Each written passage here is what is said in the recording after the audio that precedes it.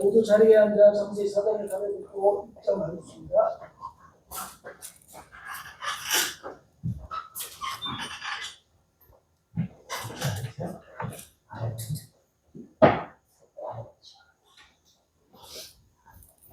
예, 일주일 동안 잘 지내셨습니까? 아, 거기서 나온 물티슈였군요. 예.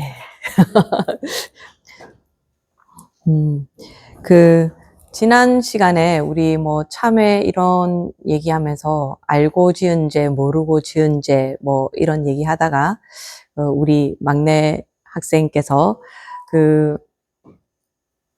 살인자라도 자기가 죄책감 느끼는 것 자체를 좋아하면서 살인을 하게 되면 그 죄책감도 죄책감이라고 볼 수 있느냐, 그런 질문 하셨잖아요.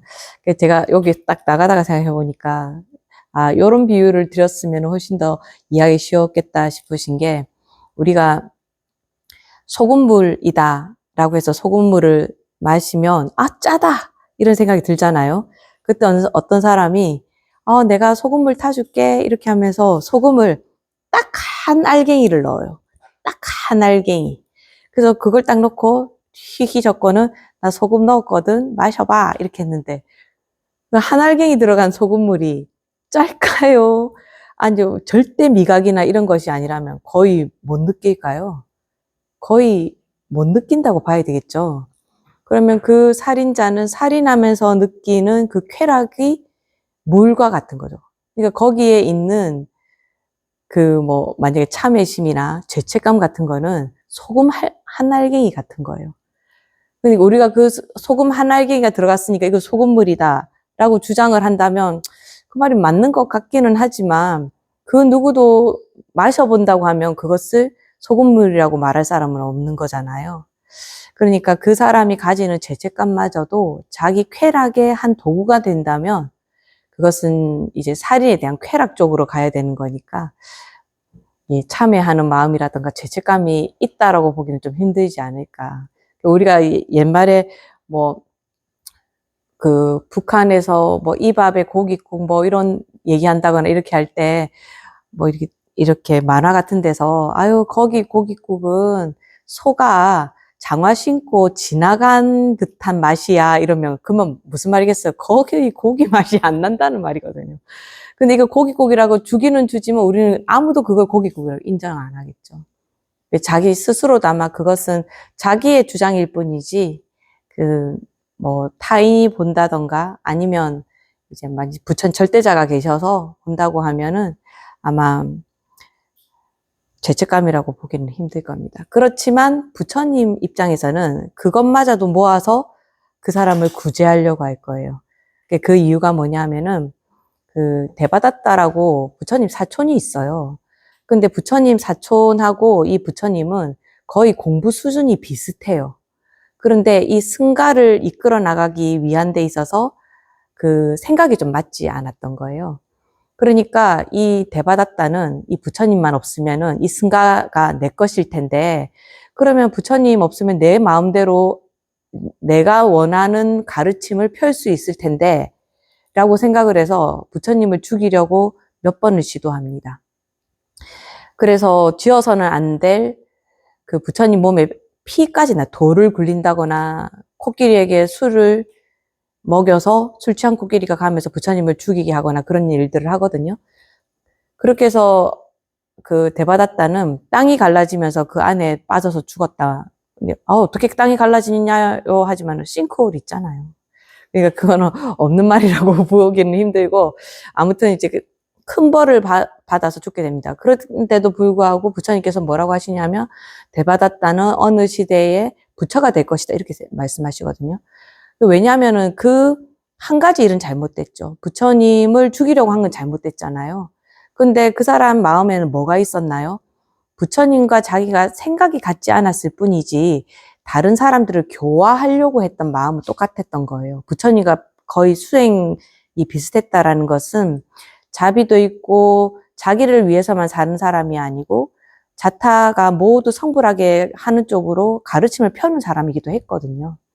그러니까 이제 우리 막내 학생의 이야기를 들어보면 제가 그런 반성은 좀 되더라고요. 그 죄책감마저도 부처님은 무시하지 않을 것이다. 하지만 업으로 받는 데를 보면 그게 너무 작기 때문에 그걸 참회로서의 작용을 하기에는 참회로서 작용을 하려고는 뭐가 돼야 돼요? 그 사람이 살인을 그만둬야 되는데 그 죄책감으로는 살인을 그만두기가 힘들겠죠. 그래서 우리가 흔히 말하는 참회라는 교리에서 봤을 때는 참회가 아닐 수 있지만 부처님께서는 그 마음도 참회라고 보시고 그거라도 복이라고 생각을 해서 아마 구제해 줄 것이다. 이게 제가 그 생각이 든 게 뭐냐면 여러분 거미줄 이야기가 있어요. 그거는 이제 일본의 어느 소설에 있는 이야기인데 어느 한 사람이 지옥에 떨어졌습니다. 근데 이 사람이 부처님을 알고 있었어요. 그래서 부처님 막 이렇게 명호를 부르면서 나를 좀 구해달라고 합니다. 부처님께서 이 사람을 구하려고 하다 보니 이 사람 좋은 일을 한 적이 없는 거예요. 너무 인색하고 사람들을 못되게 했어. 뭐 살인까지 한 건 아니지만. 그래서 이 사람 뭘 좋은 일을 했을까? 이렇게 생각해 봤더니 하루에 이 사람이 사과를 먹다가 거미가 거기 딱 붙어 있었던 거예요. 그러면 이제 나쁜 사람이니까 그 거미를 탁 죽인다던가 할 수 있었을 텐데 그 거미를 살려줍니다. 그래서 부처님께서 됐다. 이걸로 얘를 살리자. 이렇게 해서 거미줄과 같이 얇은 줄을 내려줘요. 그러니까 그거를 잡고 올라오란 소리죠. 그래서 부처님께서 내려주신 거니까 나 살 수 있다 생각하고 그 거미줄을 탁 잡습니다. 그래서 이제 이 거미줄 얼마나 얇습니까? 나만 올라갈 수 있다고 생각을 한 거예요. 그래서 그걸 꼭 붙들고 있는데 아니 사람 위로 올라가니까 그 밑에 있던 모든 지옥 중생들이 나도 하면서 그 사람 다리도 잡고 막 그 사람을 타고 올라가서 그 위에 있는 거미줄도 막 잡으려고 이렇게 하니까 갑자기 불안해진 거예요. 거미줄 끊어질 것 같은데. 그래서 발로 막 차냅니다. 그런데 부처님께서 그런데 이 거미줄이 자기 혼자 올라갈 때는 있다가 사람들이 막 올라타고 때까지는 거미줄이 괜찮았어요. 근데 이 사람이 발버둥을 치면서 이 사람들을 떨어내려고 하는 순간 그 거미줄이 톡 끊기는 거예요. 그래서 부처님께서 위에서 하시는 말씀이 저 모든 사람들을 데리고 가려는 마음만 먹었으면 내가 저 거미줄이 끊어지지 않도록 했을 텐데 자기만 살려고 하는 마음 때문에 그 거미줄이 끊어지는 거거든요. 제가 하고 싶은 말은 아무리 작은 거라도 공덕이 있으면 부처님은 구해주려고 하신다. 하지만 자기 스스로가 그 다음 마음을 내지 못하기 때문에 그 기회를 놓칠 수도 있다. 이제 그렇게 이야기 드리겠습니다. 그리고 오늘 오신 분이 그 아버지 돌아가시고 나서 49제 때문에 이제 오셔서 공부를 하려고 하니까 인사를 할 때 아버지 이름을 아버지 49제를 위해서 왔다가 하는 그 말을 하려는 것만 해도 눈물이 날 것 같아서 인사를 못 하겠다고 하셨잖아요. 전 그 말씀을 들으면서 아버지도 정말 행복하고 이 자녀도 정말 행복하구나 라는 생각을 했어요. 전 49제를 많이 지내보잖아요. 아니 많이는 아니더라도 지내보잖아요. 그럼 어느 자식은 와서 아버지나 어머니가 돌아가셨는데도 그냥 아무렇지도 않게 그냥 제사를 지내고 가는 사람이 있어요. 그게 왜 그런가를 물어보면 부모와의 정이 별로 없는 거예요. 오히려 돌아가셔서 뭐 누군가는 편해진 것이 있다 이렇게 생각을 하는 거예요. 근데 울 수 있다라는 건 서로에게 돌아가신 아버지 입장에서도 내가 이 세상을 헛살 것이 아니구나 라고 돌아가셨지만 기뻐하실 거고 딸 입장에서도 아버지가 계신 동안에는 내가 정말 좋은 아버지와 함께 있었구나 라고 생각할 수 있기 때문에 아버지가 돌아가셔도 맹숭맹숭한 사람보다는 훨씬 행복하게 살았다라는 거예요. 그럼 우리는 없어진 것에 대해서 슬퍼할 것이 아니고 그동안 누렸던 것에 대해서 감사하면서 나는 이제 앞으로 이 삶을 어떻게 아버지가 나한테 해주셨던 것처럼 나는 누구에게 또 행복이 되어줄까를 생각해야 되는 것이 불교입니다. 오늘 이제 처음 오셨지만 이제 중반부터여서 조금 어렵게 느껴지실 수는 있어도 우리 모두가 함께 그 내용을 한번 배워보도록 하겠습니다. 135쪽 이 책입니다. 이 책 135쪽부터 이제 보시면 되는데요. 이제 두 번째 단에 보면은 이제 이게 불자의 윤리라고 해서 저는 이 윤리라는 말을 그렇게 좋아하지는 않는데요. 이게 윤리라는 말이 있어서 이 책에서는 이 불자의 윤리라는 건 뭘 말하고 있는가를 그 내용이 있는 것이 두 번째 단 한번 읽어볼게요. 흔히 불교의 윤리를 마음의 윤리라고 말한다. 마음의 해탈과 행복을 추구하기 때문이다. 구체적으로 말해서 탐욕과 분노, 어리석음을 소멸하는 실천 윤리이며 자비의 윤리이자 지혜의 윤리이다. 아파하는 중생의 고통을 제거하고 행복과 즐거움을 부여하는 것이 자비의 실천이며 그러한 자비의 실천 덕목이 불교 윤리의 다양한 지향점이다. 현대에 들어서 자비의 실천은 개의 정신과 맞물려 생명과 인권 존중, 환경보호, 인터넷을 비롯한 각종 매체에서의 윤리로 확대되고 있다. 사실 이게 뭐 윤리라고는 말했지만 여기 있는 말을 쭉 보면은 사실은 말하고 있는 게 뭐냐면 그냥 까르마예요. 그렇지 않습니까? 네, 이게 특히 여기서 보면 각종 매체에서의 윤리 뭐 이런 걸로 돼 있는데 이거 이미 제가 말씀드린 것 중에 하나가 요즘은 그 인터넷 안에서 뭐 키보드 배틀 뭐 이라고 해서 말싸움으로 하지는 않지만 사람이 상대 얼굴 직접적으로 이 사람을 모르기 때문에 훨씬 더 강한 어조 그리고 더 폭력적으로 사람을 공격하는 말을 하잖아요. 그렇게 해서 서로 열받아서 막 주고받고 이렇게 하는데 누군가는 그렇게 말합니다. 그렇다고 해도 누구한테 대놓고 하는 게 아니기 때문에 좀 낫지 않나 이런 생각을 말씀을 하시는 경우가 있어요. 진짜 치고받고 싸우는 게 아니니까요. 그죠? 낫지 않나 이런 말을 하는데 그럼 뭐 실제로 근데 어떤 사람들이 악성 댓글 때문에 뭐 우울증에 걸리기도 하고 이렇게 하잖아요. 그러면 타인한테도 안 좋지만 전 타인 이전에 자기에게 얼마나 안 좋은지를 얘기를 하고 싶어요. 제가 막 이렇게 얘기하면, 아, 여러분, 이 불교에서는 이 나쁜 마음을 갖고 있는 게 탐, 진, 치입니다. 이렇게 말하는 거 하고요. 제가 글자로, 여러분, 세 가지 독이라는 게 있습니다. 이 독은 진짜로 먹으면 죽는 그 독이에요. 근데 거기에는 첫 번째, 탐, 두 번째, 진, 세 번째, 치가 있는데 이 탐은 욕심이라고 말할 수 있습니다. 진이라는 것은 화내는 거, 성내는 거. 그리고 치는 어리석음이라고 할 수 있습니다. 자, 여러분 써놓고 보니까 어떻습니까? 제가 아까 그냥 말로 찍했던 것보다 써놓으니까 갑자기 뜻이 탁 명확해지지 않습니까? 그리고 저도 아까 말할 때 어떻게 했습니까? 진하면서 말을 화냄이죠 하고 이렇게 쓰려고 하다가 아니다. 이게 위에를 약간 풀어서 썼으니까 밑에도 풀어서 쓰자라고 생각해서 제가 성냄으로 고쳤어요. 이 글이라는 게 어쩌면 말보다 더 정교할 수 있습니다. 왜냐하면 말로 하다 보면 이게 흘러가는 걸 알기 때문에 그냥 약간 무책임하게 말을 해버려요. 제가 그저께 제가 한 달에 한 번은 아니고요. 그 한 번씩 조계사 청년의 법회를 가거든요. 그럼 거기서는 이렇게 카메라로 찍지를 않아요. 내가 말해서 틀려도 기억하는 사람만 내가 틀리는 걸 알지. 내가 막 이렇게 말해버리면 이게 약간 이렇게 집중 안 하고 있으면 내가 그런 말을 했는지 안 했는지 몰라요. 그래서 제가 어제 얘기하다가 뭐 틀린 거 얘기했거든요. 근데 하나도 마음이 불편하지 않았어요. 분명히 애들은 안 들었을 거야. 이렇게 생각을 했어요. 그런데 만약에 제가 이렇게 써가지고 이야기를 하면 안 듣다가도 갑자기 보게 된다라는 말이죠. 그러니까 이게 어떤 효과가 있느냐면은 욕을 하더라도 그냥 내가 감정에서 막 이렇게 내쏟을 때는 나한테서도 정리가 안 된 거예요. 그래서 나한테 팍 박히지가 않습니다. 근데 글로 하잖아요. 하다 보면 이렇게 쓰면은 좀 상처를 덜 받을 것 같은데 이러면서 딱 지우고 더 상처받는 말로 막 써요. 그러니까 그건 뭐냐면 다시 내가 이것이 나쁘다는 것을 다시 한 번 더 자각하고 그냥 감정으로 내뱉는 것과는 다르다라는 거예요.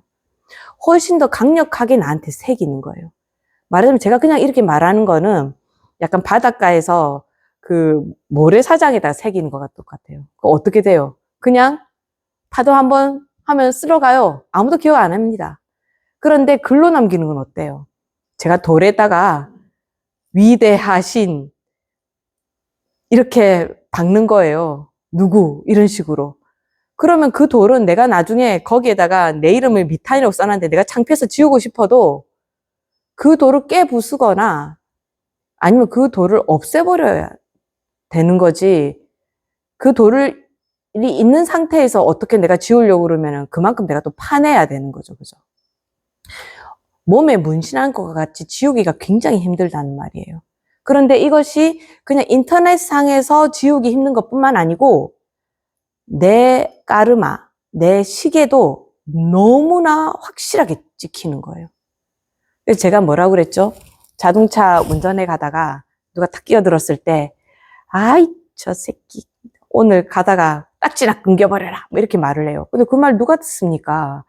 그 상대 차는 못 들어요. 물리적으로 지금 너무나 먼 당신이어도 같은 공간에 있으니까 듣는 거지. 그거는 저보다 더 가까이 있어도 공간이 분리되어 있기 때문에 절대 그 사람은 제가 욕하는 걸 못 듣습니다. 듣는 사람 누구예요? 나예요. 나는 그 사람을 욕한다고 말했는데 결국 듣는 사람은 나고 결론적으로는 내가 욕 들은 겁니다. 그러니까 이 키보드 배틀에서도 마찬가지예요. 그냥 말로 흘러버리면 내 시기에 그렇게 정확하게 꽂히지 않을 텐데 나한테 정확하게 내가 어떤 사람인지를 나한테 확인시켜주는 너무나 정제된 걸수록 이건 윤리 문제, 남을 괴롭히는 이런 윤리 문제가 아니고요. 나를 얼마나 망칠 수 있는가를 알려주는 것이 사실은 불교의 윤리거든요. 제가 이 탐진치 이야기 했잖아요. 그죠? 근데 이 욕심을 내는 것도 알고 보면은 나를 위해서 욕심을 내서 내가 그러면 더 좋아져야 되잖아요. 그죠? 그런데 이런 경우가 있습니다. 내가 너무 가난하게 살다가 어느 날 내가 돈을 많이 벌게 됐어요. 그런데 이제 제 경험을 보면은 없이 살아본 사람은 또 없어도 살 수 있어요. 왜냐하면 어떻게 하면은 이 가난에서도 효율적으로 살 수 있는지를 알거든요. 그래서 오히려 가난에 대한 두려움이 없을 수 있어요. 용감해지는 거죠. 그래서 어떤 사람은 자기가 없다가 돈을 많이 벌면 막 그 돈을 다른 사람한테도 막 나눠주고 자기가 최소한의 것만 있어도 쓸 수 있으니까 그걸 굉장히 효율적으로 쓸 수 있어요. 나는 요것만 있어도 돼라고 하면서. 근데 어떤 사람은 가난했다가 부자가 된 사람은 또 뭐도 알지요? 가난에 대해서 무서움도 알잖아요. 가난하면 어떻게 되는지를 잘 알아요.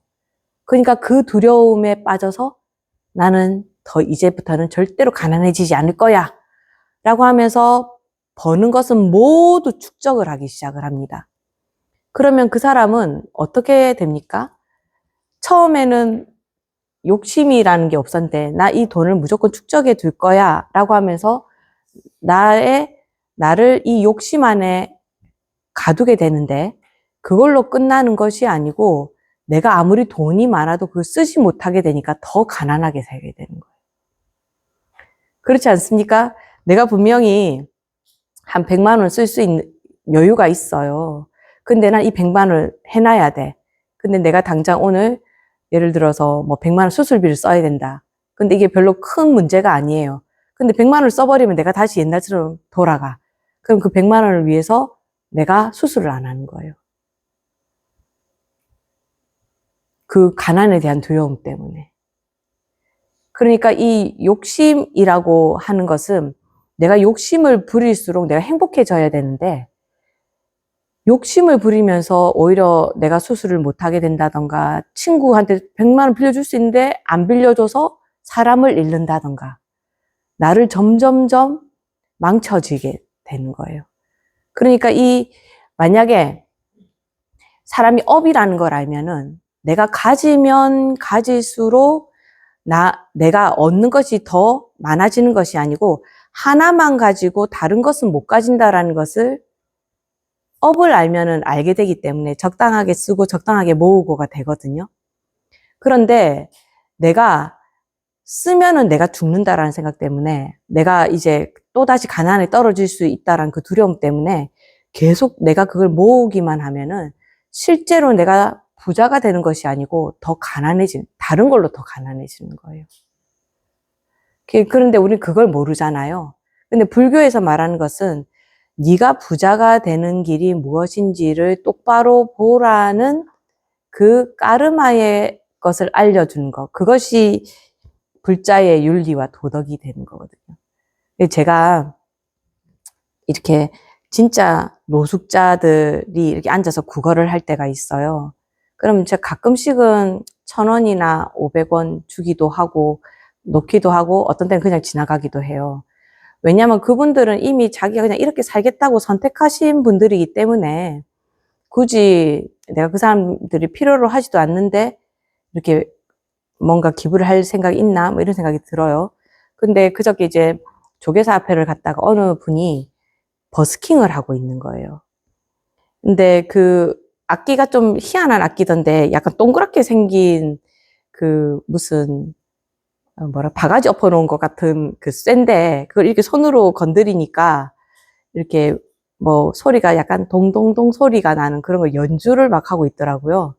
근데 그분은 예술가인 것 같은데 구걸이라기보다는 자기의 것을 남한테 보여줌으로 해서 나의 이 재능에 넌 얼마를 지불할래? 라는 식으로 나와 있는 거예요. 그래서 제가 거기에는 하나도 아깝지 않고 바로 있던 현금 꺼내서 거기다 놓게 되더라고요. 그러니까 이 돈을 쓸 때 노숙자 같은 분들은 어떻게 생각하면 약간 삶을 포기한 사람?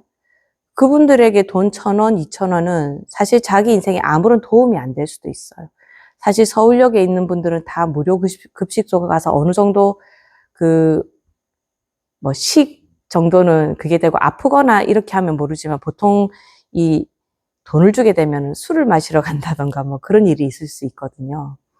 그렇지만 예술가가 나와서 자기가 예술을 선보이면서 그렇게 할 때는 자기 예술적 생활을 해 나가는데 어떤 생계에 어려움이 생긴다거나 하니까 공연을 길거리에서도 하는 거 아닙니까? 그러니까 또 이게 윤리라는 얘기라서 하는 거예요. 윤리, 도움을 필요한 사람한테 무조건 도움을 줘야 된다라고 하는 것이 윤리인지. 근데 불교에서는 그런 윤리가 아니거든요.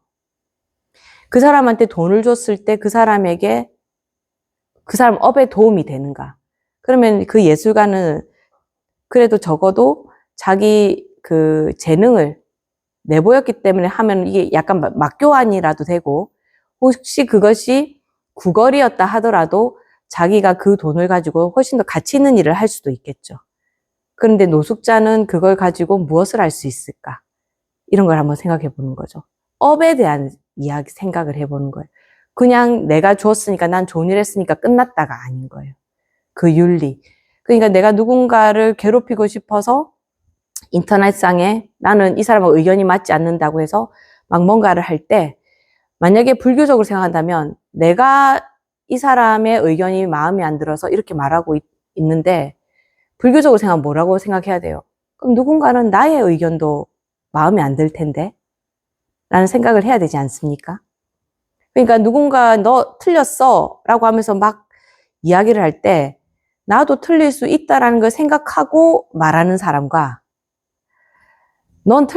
나는 틀린 게 없고 너만 틀렸어 라고 생각하고 하는 말은 완전 다른 거거든요. 그렇게 되면 이 사람 업에서 어떻게 되겠습니까? 자기가 무슨 일이 생겼을 때, 자기 어떤 의견을 냈을 때 그 누구도 이 사람 의견에 동조해주지 않는 그런 일이 생길 수가 있다라는 거죠. 근데 뭐 사회적으로 이게 보면은 약간 사회적이 보면은 우리가 투표 같은 거 해서 투표 결과를 보면 거의 세상이 50대 50 아닙니까? 그러니까 그런 세상에 대해서 이야기하는 거는 어쩌면 50대 50이기 때문에 항상 내 편이 있을 수도 있어요.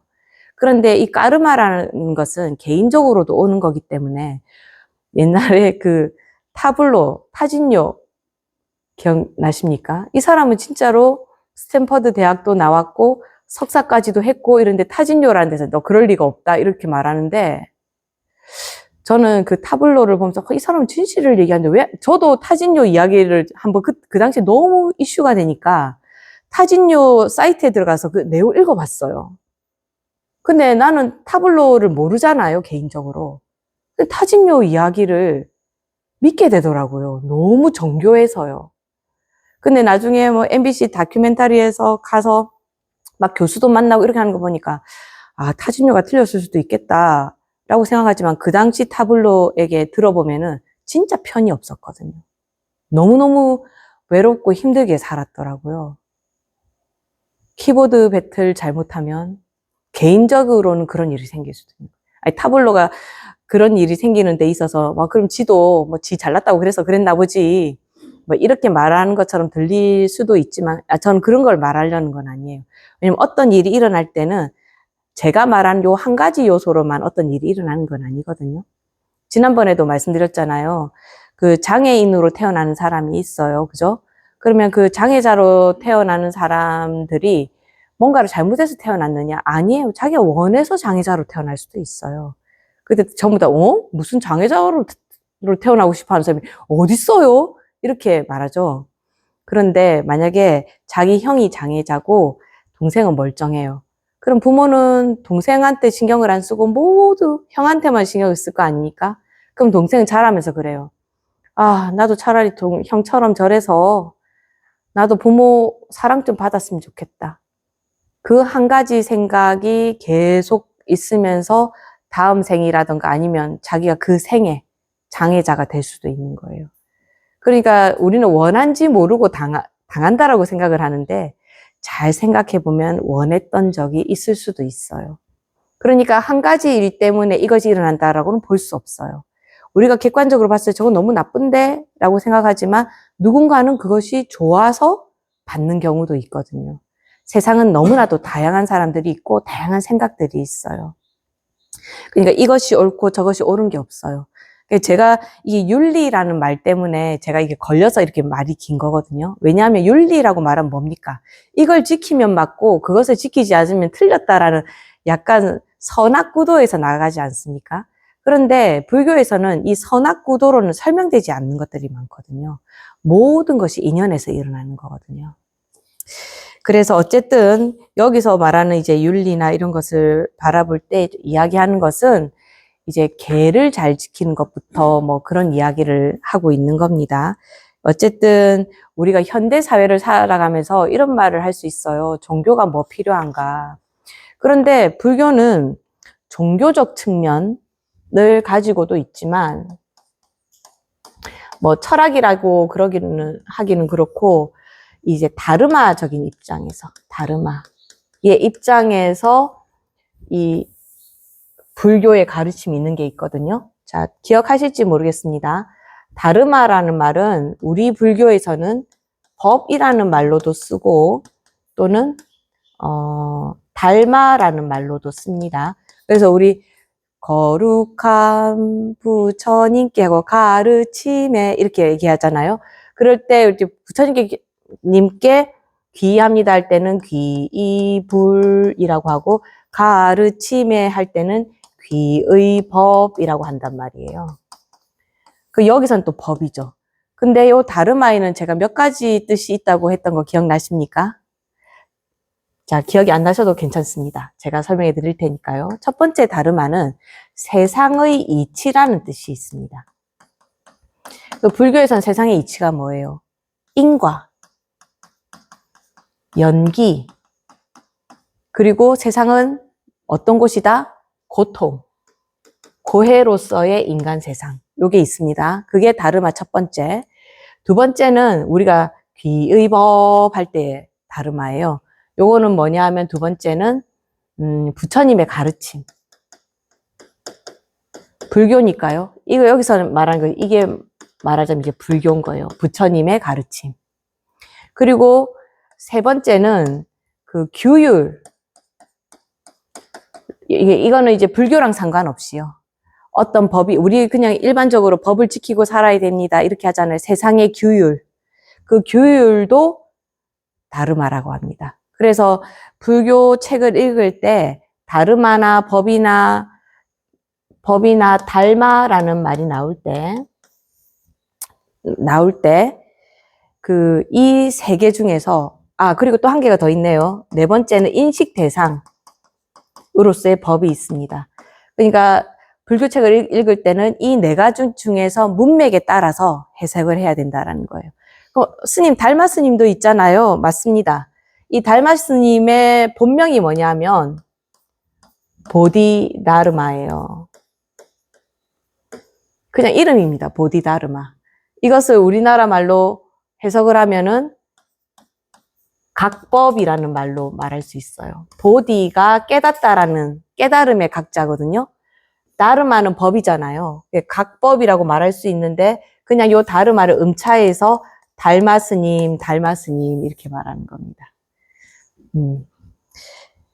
그러니까 이 불교는 종교 부처님을 숭배 대상으로 삼아서 부처님 저에게 가피를 내려주세요 할 때에 종교적인 면도 있지만 부처님의 가르침, 세상의 이치는 이렇게 돼 있으니까 너희 나쁜 일을 안 당하려고 하면 또는 더 행복하게 살려고 하면은 이렇게 해야지만 돼 라고 하는 다르마를 함께 이야기하고 있는 거죠. 그래서 불교는 그래서 누군가는 불교가 철학이다 이렇게 말하는데 철학만으로도 또 설명이 될 수 없는 거죠. 왜냐면 철학과 종교가 뭐가 다릅니까? 철학은 그냥 자기 생각으로 끝나는 것도 있어요. 우리가 칸트 이론 이렇게 얘기하면서 칸트를 따라야 됩니다 이런 말 안 하잖아요. 그죠? 그건 자기의 생각, 그러니까 철학이라는 것은 세상을 바라보는 시각 이런 거거든요. 그런 것에서 철학이라면 불교는 그것을 더 넘어서는 거예요. 깨달은 사람의 입장에서 이 세상이 어떻게 돌아가고 있는지를 말로서 풀어놓은 거거든요. 그렇기 때문에 그냥 불교의 윤리다라고만 말해서는 이 불교를 다 설명할 수가 없다라는 겁니다. 그래서 이 6장으로 넘어가면 이 평온을 위한 신행 생활을 어떻게 할 것인가. 이제 특히 이제 기도가 필요하신 분들에게는 이제 이쪽 장이 좀 중요합니다. 여기 140쪽에 보면은 이게 유교경에 있는 부분 한번 볼까요? 만일 부지런히 정진하면 어려운 일이 없을 것이다. 그러므로 너희들은 마땅히 부지런히 정진해야 한다. 비유컨대 작은 물방울도 쉬지 않고 떨어지면 돌을 뚫는 것과 같다. 만약 수행인의 마음이 게을러 정진을 쉬게 되면 마치 나무를 비벼 불씨를 얻으려 할 때 나무가 뜨거워지기도 전에 그만두는 것과 같다. 아무리 불씨를 얻으려고 하더라도 얻지 못할 것이다. 이것을 정진이라고 한다. 정진이라고 할 때 정은 약간 부지런하게 계속 이런 의미로 하고 진은 나아가다라는 거잖아요. 그러니까 끊임없이 해야 되는 것을 정진이라고 말합니다.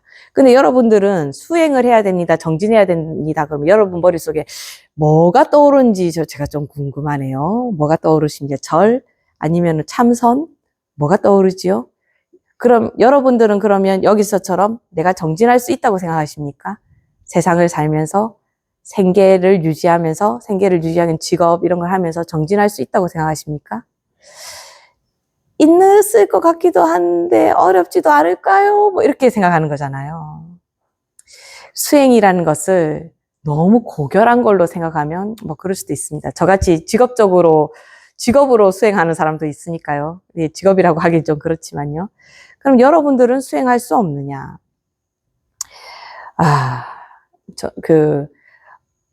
일요일에 저희 신도님 한 분이 저한테 이런 질문을 하더라고요. 월드컵 개막식에 안드레아 보첼리라고 하는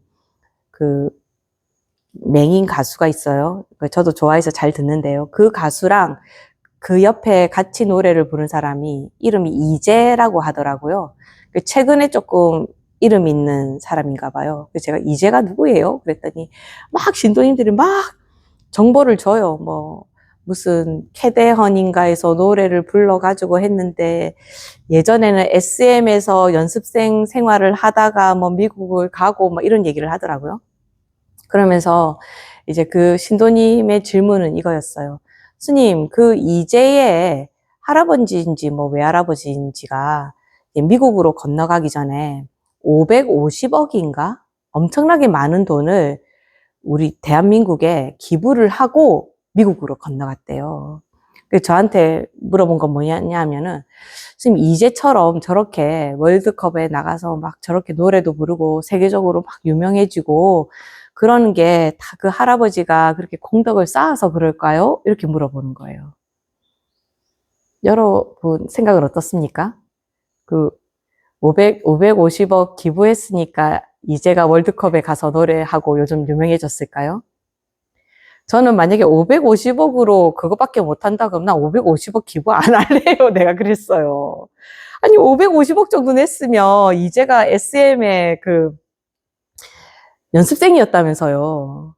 그러면 이제 자기가 SM에서 성공을 못했으면 할아버지랑 같이 미국 갔으니까 미국에서 아이돌로 지금 뭐 블랙핑크의 제니나 BTS의 뭐 누구처럼 돼야지 550억을 이 사람 성공이랑 연결짓기에는 그 너무 작은 거 아닌가? 그죠? 저는 550억이라는 숫자도 단일로 본 적이 없어요. 여러분 550억이라는 숫자 써봤습니까? 그거 내 앞에 뭐 내가 뭐 수표라든가 뭐 내 통장 잔고라든가 있어서 550억 찍힌 거 봤습니까? 없어요. 근데 물론 그 사람 550억인지는 모르겠습니다. 그냥 제 진도가 그렇게 말해서 저는 말하는 거니까 사실이 아닐 수도 있어요. 그렇지만 물론 집안에서 공덕을 많이 지으면 물론 자손이 편한 거는 있겠죠. 그래서 제가 수행을 얘기하다가 왜 갑자기 남의 그 기부 얘기를 하십니까? 들어보세요. 그런데 저는 그것도 틀린 말은 아닌 것 같아요. 그래도 부모가 지은 공덕이 있으니까, 아니야, 집안에 있으니까 그 집이 잘 되는 집이겠죠. 근데 저는 뭐에 더 이제 그 말을 들었을 때 생각이 드냐면은 SM에서 연습생을 하다가 아이돌 데뷔도 못하고 미국으로 건너갔어요. 그러면은 보통 사람들은 아유 나는 이제 내 뭐 실력이나 이런 걸로는 안 되는가 보다 하고 음악에서 멀어질 수도 있잖아요. 뭐 가끔씩 뭐 이야기를 들어보면 아이돌 연습생을 하던 사람이 뭐 보험을 하기도 하고 그 딜러를 하기도 하고 그러니까 원래 하던 것과는 전혀 다른데 가서 활동을 하는 경우도 있단 말이에요. 근데 이 이재라는 사람은 그 캐대언에 나오는 음악을 만들었다고 하던데요. 그 말은 뭐냐면 이 사람은 음악을 떠나지 않고 계속 있었다라는 거예요. 그게 자기가 원하는 성공을 하던 안 하던. 제가 SM에 가서 연습생을 했었다라는 말을 들으니까 이 사람이 바라는 것은 약간 제니와 같은 삶이 아니었을까라는 생각이 들었단 말이죠. 근데 그 사람은 오히려 뒤로 간 거예요. 그죠? 그런 사람들이 노래를 부를 수 있도록 노래를 만든다던가, 뭐, 자기가 노래를 잘하니까, 그런 걸 뭐 가이드해서 가수한테 이런 식으로 부르세요. 라고 하는 그 가이드 싱어인가 뭐 그런 게 있다 하더라고요. 뭐 그런 걸 한다던가 했겠죠. 그죠? 근데 제가 생각할 때는 이재라는 사람이 마음으로는 나 그래도 한 번은 무대에 설 수 있을 거야. 이런 생각을 하지 않았을까 싶어요. 그냥 자기가 계속 노래하고 그걸로도 괜찮지만 그래도 내가 언젠가는 한 번은 무대에 서서 많은 사람들에게 노래하고 싶다라는 생각을 했을 것 같더라고요. 이 말은 뭐냐면 아까 지금 여기 나오잖아요. 불을 피우려는 사람이 벽시가 따뜻해지려고 할 때 아이고 안 붙으려나 보다 하고 손을 내려놓으면 불이 붙지를 못해요. 근데 이것이 안 붙으려고 해도 그래도 계속 비비고 있어야 언젠가는 불이 붙는 거잖아요. 이재라는 사람은 자기가 아이돌로서는 이제 끝났다라는 생각을 하더라도 음악에서 벗어나지 않았고 또 언젠가는 내가 무대에 설 수도 있을 거라는 생각을 가지고 있었기 때문에 결국은 그 기회가 오지 않았나. 하지만 자기 꿈이 이루어진 건 아니죠. 자기 꿈은 그냥 일반적인 무대에 서는 게 아니고 정말 아이돌로 성공하고 싶었던 거였을 텐데 그래도 마음속 깊은 곳에는 그래도 나는 대중 앞에서 노래를 부를 수 있을 것이다라는 그 끈을 놓지 않았을 것 같거든요. 여러분의 수행도 여러분의 정진도 그렇게 돼야 된다는 겁니다. 일반적으로 제가 신도님들을 만나보면 이런 생각을 많이 하거든요. 스님, 저는 기도를 해도 별 소용이 없는 것 같습니다. 이렇게 얘기해요. 왜 소용이 없으니까? 이러면 뭘 하려고 저는 몇 년을 기도를 하면서 우리 아들을 사법고시에 붙게 하려고 엄청나게 계속 얘 어릴 때부터 계속 기도를 했는데 얘가 38이 됐는데도 시험을 안 붙어요. 그러면 저의 기도가 헛된 것이 아니냐. 또 헛된 것이 아니고 그 사법고시하고 자기 기도랑 맞바꾸려고 그러면 가치가 안 맞으니까 그랬겠죠. 이렇게 말하는데 뭔가 틀렸다는 생각이 들지 않습니까? 왜 자기의 기도로 뭘 살려고 하죠? 그러면 그 신도님의 말은 뭡니까? 내가 100원을 내놨으니까 부처님도 100원짜리 하나 내놓으세요. 이 말이잖아요. 거기에 상응하는 걸 내놓으세요. 아까 우리 신도님의 그것도 좀 비슷하지, 550억을 했으니까 550억에 상응하는 일이 왔지 않느냐 이 말인 거잖아요. 보시가 그런 보시면 됩니까? 기도가 그런 기도면 되겠습니까? 아들을 위해서 기도를 했는데 아들이 제 뜻대로 안 됐어요. 그러면 내 기도는 헛된 겁니다. 그렇습니까? 이 정진이나 수행이라는 것은 탐이라는 것으로 가게 되면 안 되는 거예요. 그렇죠, 그죠? 근데 내가 하다가 보면은 내가 굳이 그것 때문에 기도하지 않았는데도 이루어지는 경우가 있어요. 뭐 때문에? 나의 업이 청정해지고 나의 업이 너무나 좋아졌기 때문에 아까 이재라는 사람이 나는 언젠가는 무대에 설 거야 라는 생각을 놓지 않고 있으니까 자기의 정진이 결실을 보는 것처럼 이 사람은 자기의 기도와 자기 아들의 사법고시를 맞바꾸고 싶어 한 거죠. 그런데 우리 세계의 저울로 봤을 때, 그죠? 각자마다 저울이 다 다를 거 아닙니까? 그죠? 저울로 봤을 때 그 사람의 기도 정도로는 아들이 사법고시에 안 되는 거죠. 왜냐하면 그런 생각으로 기도했으니까요. 근데 그런 생각이 아닌 상태에서 기도를 했다면 오히려 붙었을 수도, 또는 안 붙었었다 하더라도 더 나은 방향으로 나아갈 수 있는 거죠. 무슨 말이냐면, 보시를 할 때 제가 지난번에 그런 말씀 드린 적이 있습니다. 우리가 희생을 하면 안 된다. 그죠? 말씀드렸죠, 그죠? 희생을 하면 안 된다. 그 말을 하니까 다들, 아니, 누구를 돕지 마란 말입니까? 그럼 나만을 위해서 살아야 된다는 겁니까? 이렇게 다들 생각하시더라고요. 나는 희생하지 않는데 남은 희생으로 볼 수 있잖아요. 그죠? 무슨 말이냐면 이태석 신부라고 해서 톤즈라는 아프리카에 가서 교육 사업을 굉장히 열심히 하고, 그 신부님은 의사였어요. 그래서 그 동네라고 해야 될까요? 거기에는 의사가 없어요. 그러니까 자기가 신부이면서 의사인데 똑똑하니까 아이들에게 교육 사업까지 그렇게 하다가 췌장암인가 때문에 돌아가셨거든요. 근데 그 이태석 신부가 대장암이었던가? 아무튼 내가 얘들 때문에 희생을 해서 내가 암 걸려서 죽었어 이렇게 생각을 했을까요? 아마 그 암이 걸렸다 하더라도 내가 아이들을 위해서 더 많은 걸 해줄 수 있는데 나의 건강이 받쳐주지 않아서 너무 안타깝다 이렇게 생각하지 않았을까요? 저는 이태석 신부를 보면서 정말 자기 삶을 희생하고 가셨구나 이렇게 생각을 하지요. 근데 이태석 신부 자신은 그렇게 생각했을까요? 난 지금 희생하고 있다 이렇게 하면서 했을까요? 아닐걸요? 그분은 신부님이셨기 때문에 하나님의 소명을 내가 이행하고 있기 때문에 나는 행복한 사람이다 라고 하면서 했을 거예요. 그러니까 희생이라는 것도 내가 희생이라고 생각을 하게 되면 나중에 무슨 말 하게 되면 내가 너한테 어떻게 했는데 네가 나한테 이럴 수가 있냐 이렇게 생각을 하게 돼요. 근데 너무 기쁘게 그냥 그 일을 하면은 너무 고맙습니다. 그때 당신 덕분에 스님 덕분에 제가 이렇게 할 수 있어요. 그러면 내가 그런 일을 해줬어? 에이, 난 기억도 안 나. 그 사람은 내가 해준 일에 대해서 굉장히 고마워하지만 나는 그 사람을 도와준다는 생각보다는 내가 그냥 해줄 수 있다. 또는 이 사람을 위해서 하는 것이 즐겁다라고 생각하고 있기 때문에 누가 보면 희생인데 나한테는 희생이 전혀 아닌 거예요. 그럼 그 사람이 나를 배신하거나 그런 일이 있어도 그래 뭐 지 갈 길 갔지라고 생각하지, 내가 그 사람한테 어떻게 해줬는데 네가 그럴 수가 있어 라고 하면서 내가 상처를 받지 않겠죠.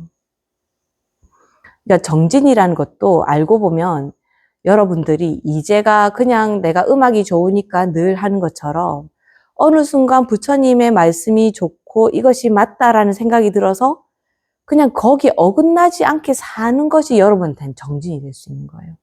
그럼 어떻게 되겠습니까? 내가 매일 3,000배 하고 금강경 7번 읽는 것보다 훨씬 더 가치 있는 삶을 살게 되는 거예요. 예를 들면 이런 거죠. 여러분이 차에 탔습니다. 그래서 운전을 하고 있는데 스님이 늘 얘기하는 거, 누가 탁 끼어들었어. 속에서 에이 자 이렇게 하면서 욕을 탁 하고 싶어. 근데 갑자기 스님 말이 생각이 났어. 아, 욕하면 내가 듣는 거지. 그럼 내가 오늘 한번 욕을 먹었으니까 또 나도 누구를 욕하거나 아니면 누가 나를 또 욕할 일이 생기잖아. 에이, 그만두자. 라고 생각을 했어요. 그게 정진이에요. 내가 하려고 했던 것을 멈추는 거. 우리 참회에 대해서 지난 시간에 배웠지 않습니까? 참회라는 게 뭐라고 했습니까? 내가 뭔가 잘못됐다라는 걸 느꼈을 때 그것을 인정하고 그 잘못된 행동을 더 이상 하지 않는 것이 참회입니다. 내가 누구한테 가서 아유 내가 너한테 잘못했어 하고 싹싹 비는 게 아니라는 말이에요. 화내는 행동이 잘못됐다고 생각했을 때 그 화를 내지 않는 거. 내가 뭔가 허황되게 지키지도 못할 약속인데 당장 그 사람을 안심시키기 위해서 야, 내가 다음에는 해줄게 라고 이야기를 할 수 있잖아요. 근데 우리 뭐라고 배웠어요? 기어, 망어, 안 된다. 아, 그래. 그렇게 되면 나도 누군가에게 그냥 말로만 듣고 이루어지지 않는 그런 약속을 받게 될지도 모르잖아.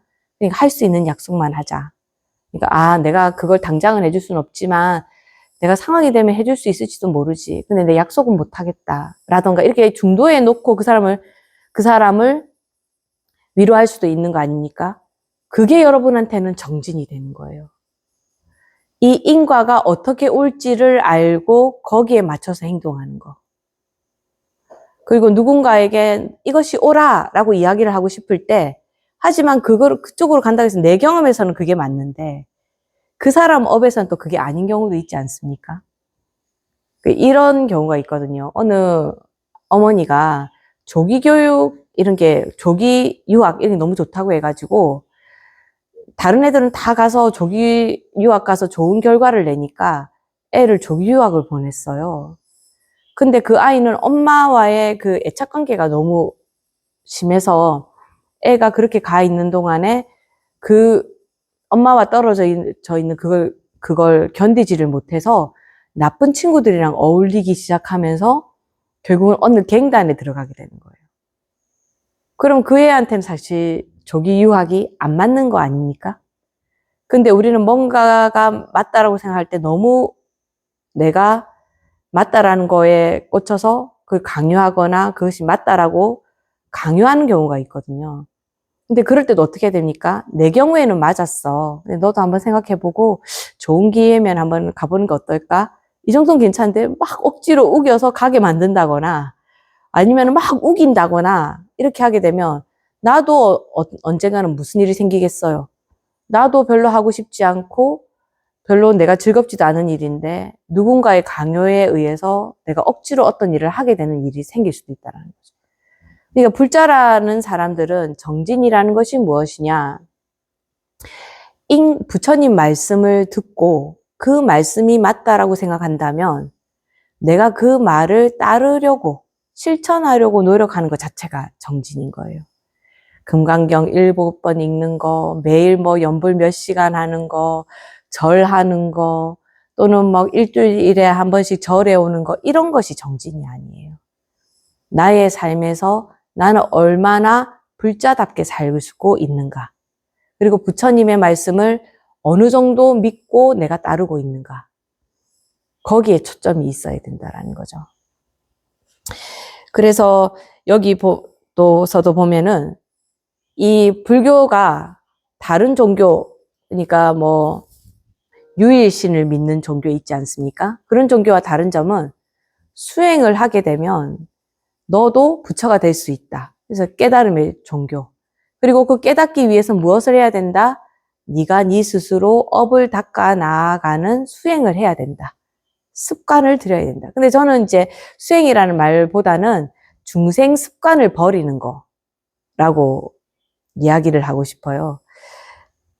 그러니까 제가 최근에 어느 젊은 청년을 만났는데 이 사람에게는 그런 트라우마가 있어요. 계속 시험에 떨어진다라는 트라우마. 그래서 시험을 자기 아무리 공부를 많이 했어도 시험만 치러 가려고 하면은 이게 막 긴장이 되고 엄청 신경이 날카롭게 되는 거예요. 아직 시험 치지도 않고 아직 결과도 안 나왔는데. 근데 그것 때문에 어떻게 되겠어요? 시험에서 자기 실력 발휘가 잘 안 되겠죠.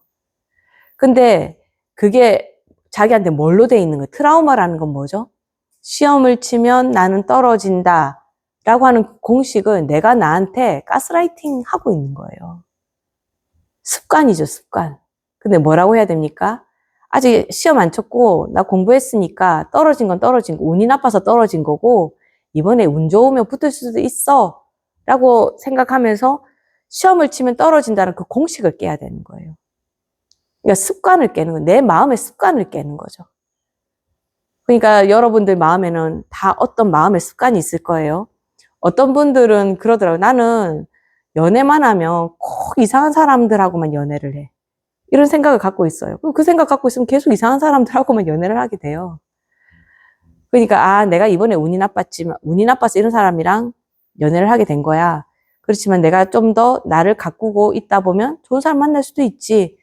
그래서 자기의 인연도 좀 바꾸고 생각도 좀 바꾸고 자기 생각에서 그런 사람 만나게 되는 거거든요. 제가 늘 하는 말이지만 이 습관이 엄청 무섭습니다.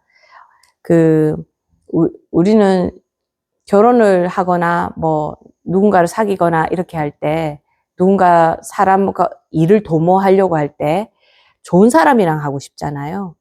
그래서 나는 이 사람 너무 좋아 라고 할 때 그 좋아가 어디서 나오는지 압니까? 내가 뭔가 익숙하고 편안하면 좋아라고 이야기를 해요. 근데 이렇게 되는 경우가 있어요. 전에도 제가 한번 말씀드린 적이 있는데요.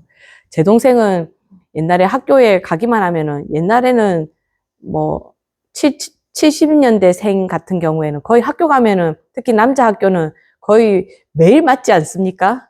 안 맞는 날이 없어요. 근데 어느 날 제 동생이 학교를 갔다 오면서 누나 오늘 좀 이상하다 이러는 거예요. 왜? 오늘 내가 학교에서 한 대도 안 맞았다 이러는 거예요. 한 대를 안 맞으면 좋아야 되는데 계속 맞다 보니까 한 대 안 맞으니까 불안하고 이상한 거예요. 그래서 누나 그냥 한 대 때려줄래? 이러는 거예요. 익숙함. 그러니까 우리가 흔히 뭐 예를 들어서 아버지가 술을 많이 마셔요. 그러면 나는 술 마시는 남자랑은 근처도 안 갈 거야라고 생각을 해요. 그런데 우리는 그렇게 말하는 딸은 크면서 뭐에 익숙해져 있습니까? 술 마시는 사람의 그 분위기에 익숙해져 있어요.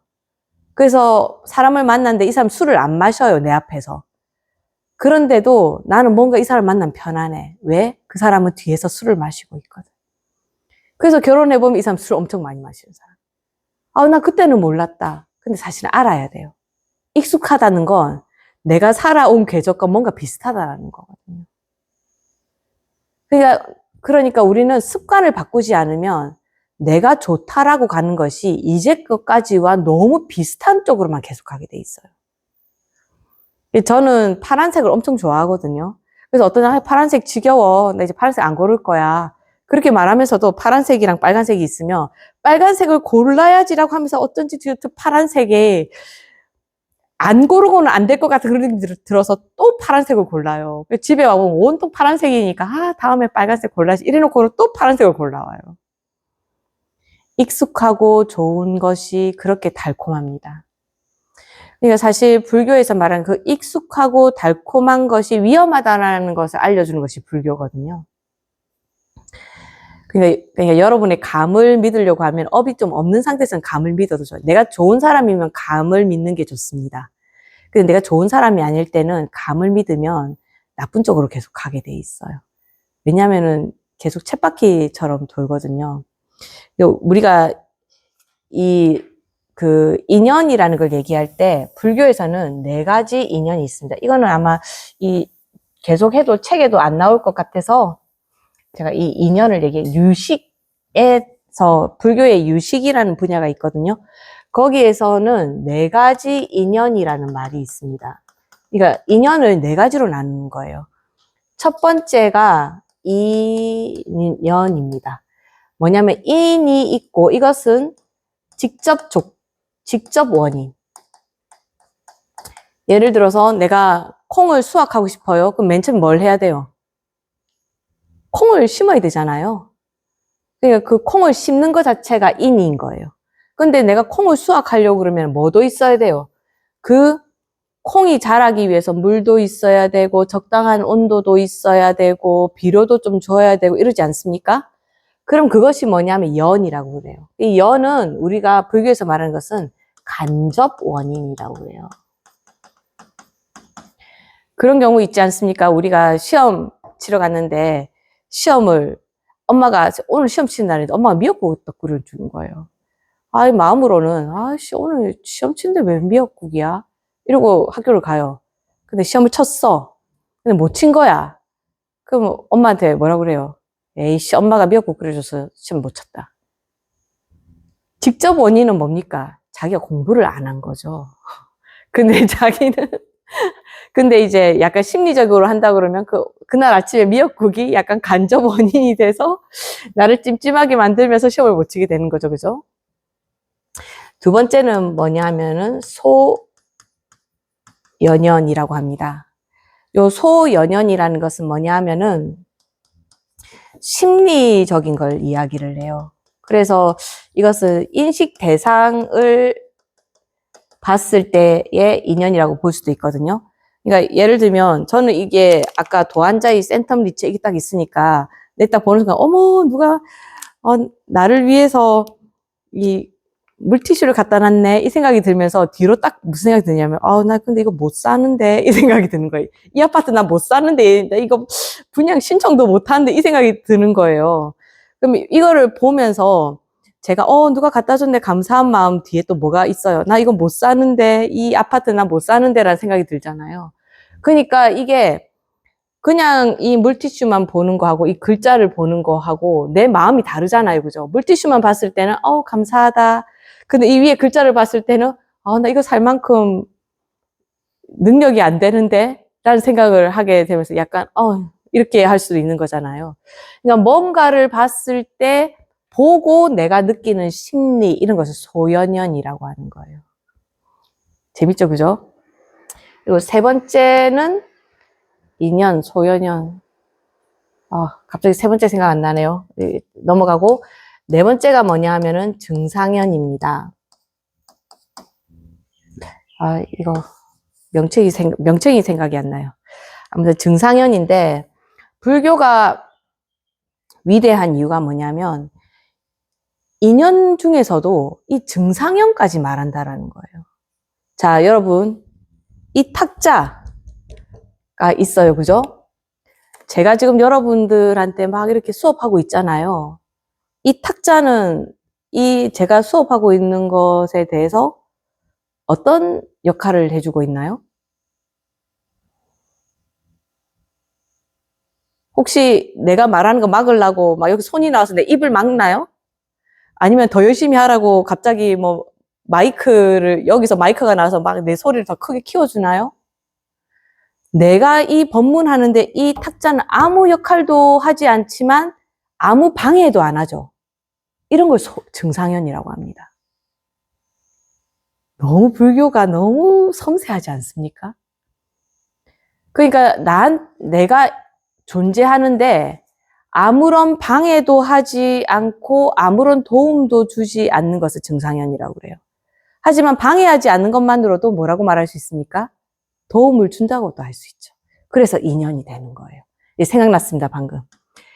세 번째는 이게 등무관연이에요. 자, 제가 얘기하면서 요거 설명하려고 사실은 이거 사연을 꺼냈는데 정작 설명해야 되는 걸 잊어버린 거죠. 웃기게도. 자, 등무관연이라고 합니다. 이 등이라는 게 같다, 뭐가 없이, 사이가 없이. 자, 불교는 항상 여러분들 사진 가끔씩 어느 날, 사진이 아니고 여러분 어느 날 거울을 봤는데 내가 왜 이렇게 늙었지? 이렇게 생각할 때 없으세요? 맨날 생각해요. 그럼 맨날 생각하면 더 좋습니다. 그런데 내가 내 늙어가는 이 모습 있잖아요. 내 만약에 손에 주름이 생긴다는 거 내가 그럼 계속 보고 있으면 내가 언제 갑자기 주름이 생기고 이런 걸 내가 볼 수 있을까요? 우리가 거의 못 느낄 거예요. 아마 어제의 손이나 오늘의 손이나 비슷하다고 생각을 할걸요. 그게 등무관연이에요. 사이가 없다 보니까 이게 똑같이 지속되고 있다고 생각을 하는 거예요. 분명히 어제의 나와 오늘의 나는 뭔가 기계가 있어서 측정을 해본다면 분명히 뭔가가 달라졌을 거예요. 근데 우리는 그걸 인식을 못해요. 그래서 가장 이게 등무관연을 할 때 가장 많이 드는 예가 뭐냐면은 여러분 쥐불놀이 아십니까? 이게 깡통 달아서 이게 불 피워가지고 이렇게 우리 보름 되면 줄 길게 매달아요. 불 피워요. 그래서 이거 이렇게 돌리잖아요. 그럼 그건 뭐처럼 보이는지 아십니까? 원으로 보여요. 불바퀴처럼 보인다. 지금 이렇게 하는 것만 해도 약간 빠르게 돌리면은 앞에 지금 원이 하나 생기는 것 같지 않습니까? 그게 원래 원인가요? 아니잖아요. 사실은 이 불바퀴가, 이 불이 빨리빨리 움직이고 있는 거지 원을 생성하고 있는 게 아니에요.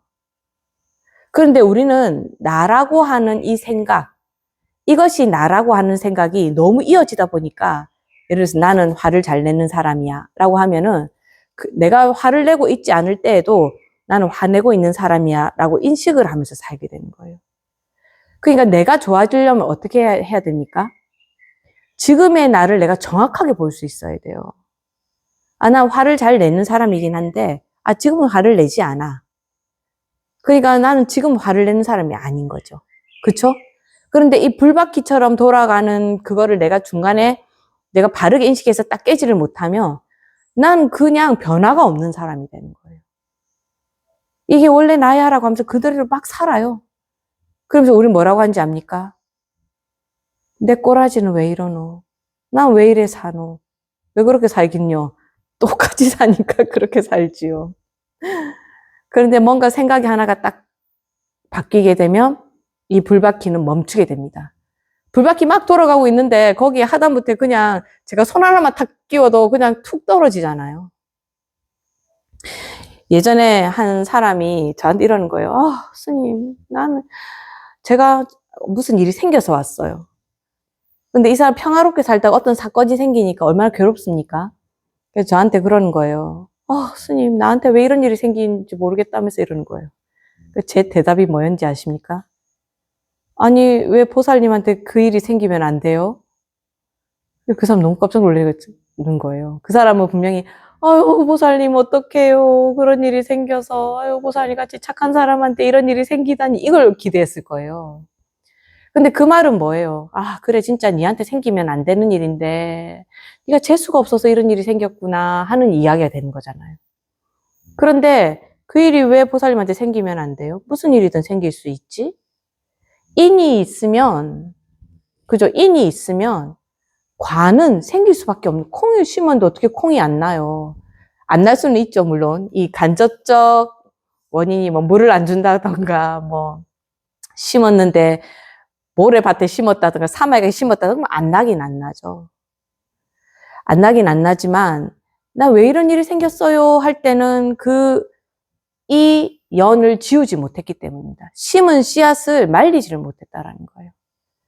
그래서 여러분들이 만약에 지금 내 처지가 너무 힘들고 뭔가가 좀 이거 아니고 조금 더 나은 방향으로 나가야 되겠다라는 생각을 하면 계속 반복되는 일이 뭔가를 한번 보세요. 그게 제일 쉽거든요, 사실은. 그 반복되는 것 중에서 그럼 이 반복되는 거의 원인은 뭐지? 그러니까 그냥 뭐라도 한번 생각을 해보는 거예요. 제가 오늘 한 청년이 이러는 거예요. 지금 너무 일을 하기 싫어서 퇴사를 하고 싶은데 회사에서 퇴사를 안 시켜준다 이러는 거예요. 그래서 그래? 근데 너 전에 퇴사 안 시켜주면 그냥 무단결근해서 그냥 무단 퇴사한다 했잖아. 내가 이렇게 말을 했어요. 그랬더니 근데 제가 그때 그 말을 했거든요. 마무리는 항상 잘 해야 된다. 너의 업을 잘 생각해서 자, 네가 결정을 하도록 해. 그 회사에서 안 놔주면 그냥 무단결근해서 그냥 그만둬도 스님은 상관없다고 생각해. 근데 업을 잘 생각해라. 이렇게 말을 했거든요. 그래서 그 말을 듣고 자기 업을 생각해 봤대요. 업을 생각해 보니까 자기의 살아온 궤적을 이렇게 보니까 자기는 어떤 일이 생기면 그것을 직접 해결하기보다는 회피하고 싶은 마음이 너무 컸대요. 그러니까 자기가 지금 회사가 힘드니까 지금 바로 퇴사를 해야 되는데 회사에서 허락을 안 해주면 내가 그냥 무단 결근해야지 라고 생각하는 것 자체가 뭡니까? 회피잖아요. 그러니까 자기 이 생각을 했대요. 계속 회피했으니까 또 회피할 일이 생길 거다. 그러니까 내가 지금 이 힘든 상황이고 나는 퇴사를 통보했으니까 회사에서 이제 여기에 대한 결정을 마무리해 줄 때까지 내가 잘 다니기로 했어요. 이렇게 말을 하는 거예요. 근데 저는 이제 걔가 뭘 해도 상관없지만 그 말을 딱 하는데 갑자기 내 머리가 탁 치는 거예요. 아, 얘가 이제까지 어려웠던 게 항상 어떤 문제를 회피했기 때문에 얘가 힘들었던 거였구나. 한번 도전해보는 것도 괜찮겠다 하면서 스님은 그래도 네가 너무 힘들면 무리는 안 하면 좋겠다. 그렇지만 네가 그렇게 생각했다고 하는 데 대해서 스님도 생각해보니까 인정. 그런 게 맞는 것 같다. 내가 너를 계속 봤을 때는. 그래, 이번 기회에 그런 문제를 잘 해결해 보도록 해. 이렇게 하고 대화를 끝냈거든요.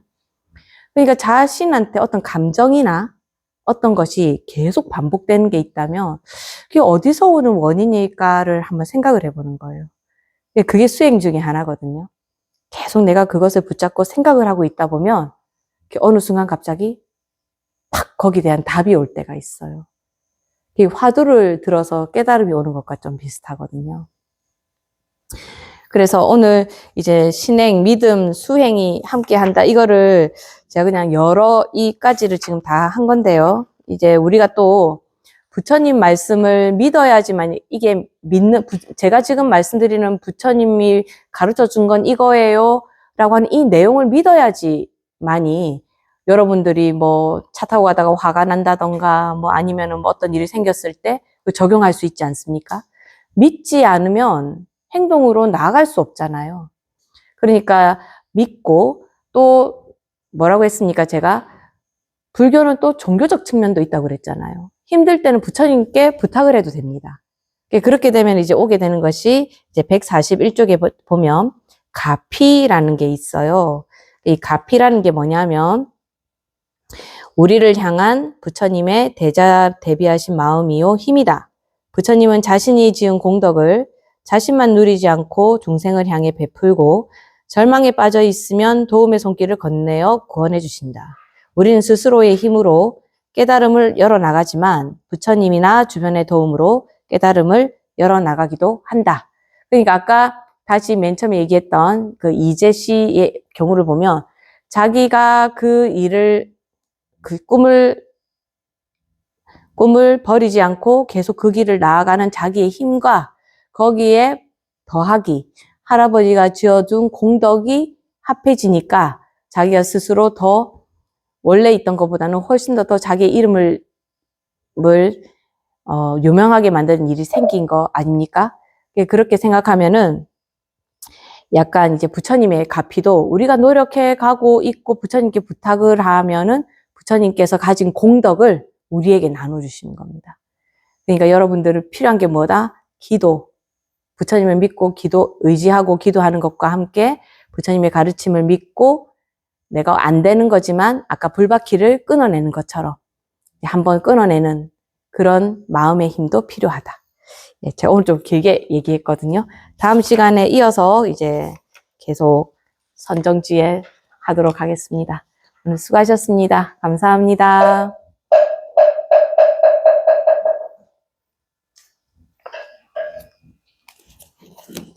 녹화 끊어주세요.